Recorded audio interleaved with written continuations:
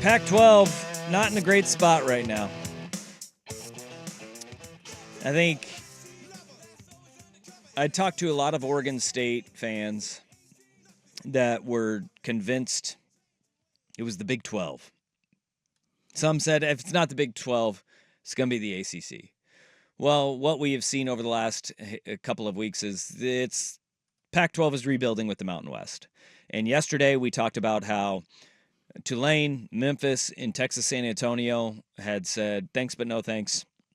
We're going to stick to the conferences that we are in right now. We are going to stick to the American Athletic Conference. We're not going to go anywhere else.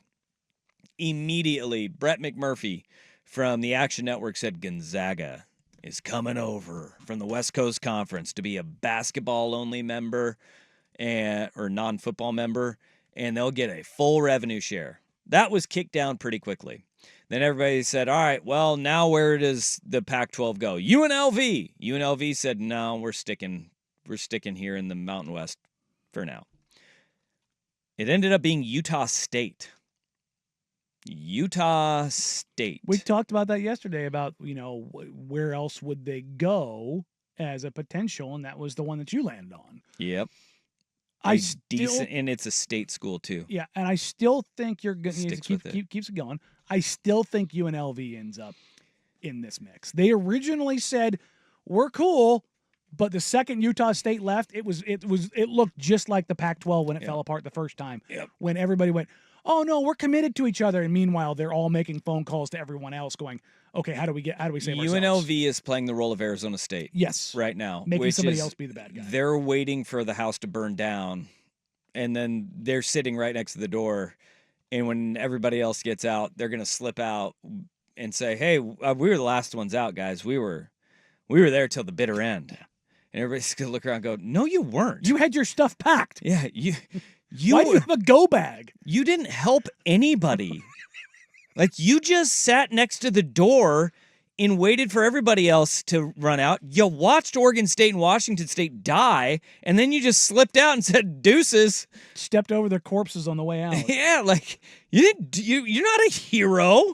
But here we are right now, and that does seem to be the play for UNLV in the Mountain West, is that they're just going to sit there and take a look at everything and watch it all burn down and then slip out. Because, one, I don't think they want to pony up unnecessary money if they don't have to. No. And they're going to see how the lawsuit that was filed today by the Pac-12 plays out.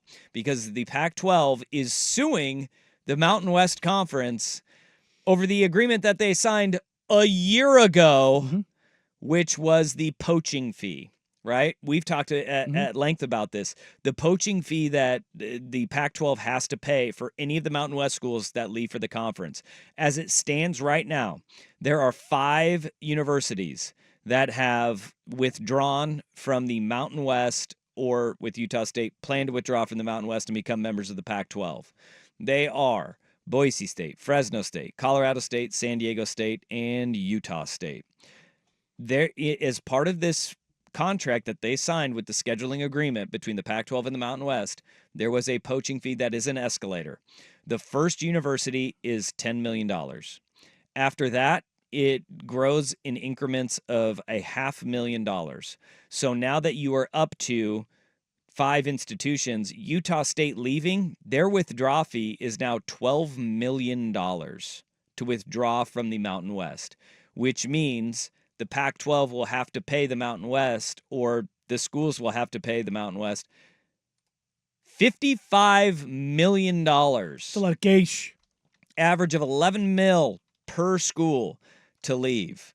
Now, this might be why UNLV's waiting for this lawsuit and waiting for the house to burn down, is that if they leave, it'll be $12.5 million that they have, that's their fee. And the Pac-12's bill jumps up to $67.5 million for the poaching fee. Do you, going full tinfoil hat, do you think that when the Pac agreed to this, they knew they were probably going to poach? And I know 100% because it's lodged in the Ross Dellinger article that Washington State and Oregon State apparently said this isn't enforceable. And that's what I think they maybe put some language in there that when they made the agreement that was like, what do you call it? Not necessarily toxic, but enough to sink the deal. Yeah, poison pill. Yeah, it's kind of a poison pill situation. I think that's exactly what Florida State and Clemson are doing in the ACC as well with their media rights deal, saying this isn't enforceable. Well, here's the line in Ross Dellinger's article, who's the first to have this lawsuit. In its complaint, the Pac-12 asserts that the Mountain West imposed the poaching penalty on a disadvantaged and desperate conference attempting to find competition for hundreds of athletes at Oregon State and Washington State. The two schools acknowledged during negotiations that the penalty was unenforceable and illegal. So, yeah, I think that that's a safe assumption that they knew. They knew that this wasn't going to be the way that this went down.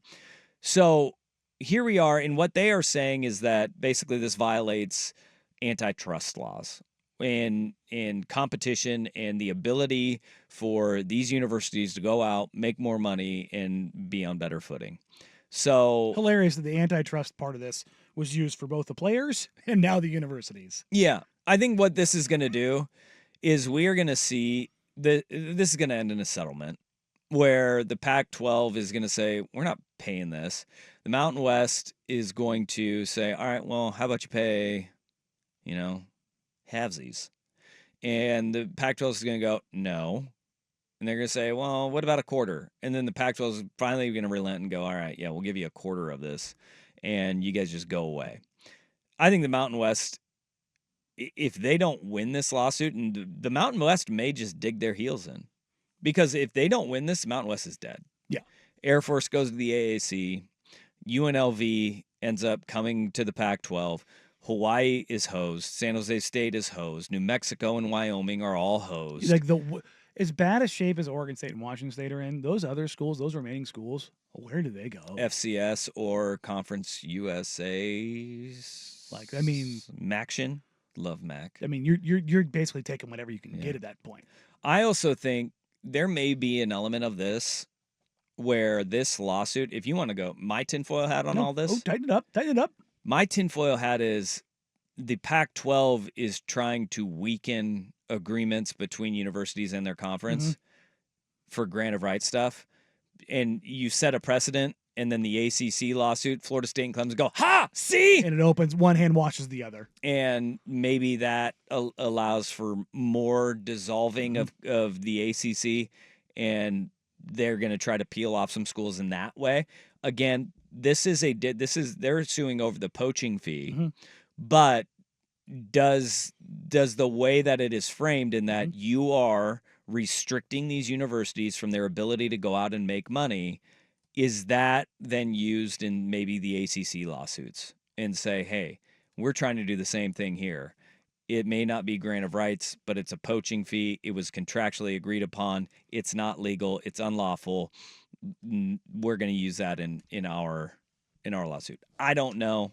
I don't think the tinfoil is that tight there. And I mean, you can kind of read the tea leaves for how a lot of these cases are going to go, which is if the antitrust portion of these, the NCAA has gotten absolutely hammered. I mean, so if you apply some of the same precedents, even if it's individual as opposed to university, I think that's exactly the course of action that these schools will try to take, or the lawyers for these schools will try to take, is go, hey, look, we've established a lot of precedent over the past 24 months, the last 36 months, as far as antitrust and the upward mobility of the economic ladder, and putting prohibitions or limitations on said growth is actually not enforceable. And I think that's not a good.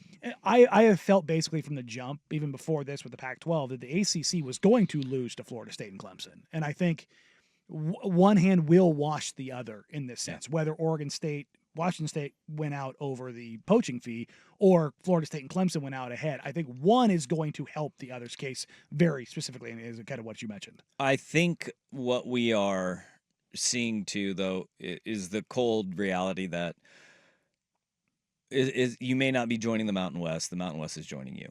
This is where I kind of landed on last summer. This is how it was going to play out for Oregon State and Washington State. Was I thought the Pac-12 was going to survive in name alone, and that's what it looks like right now. It's the Mountain West. Yeah, it is the Mountain West.